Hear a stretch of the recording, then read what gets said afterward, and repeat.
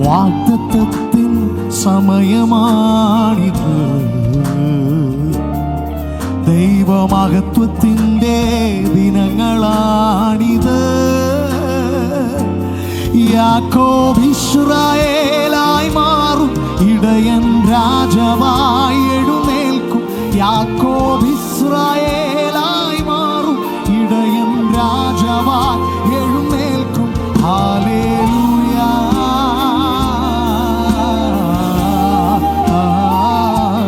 Hallelujah.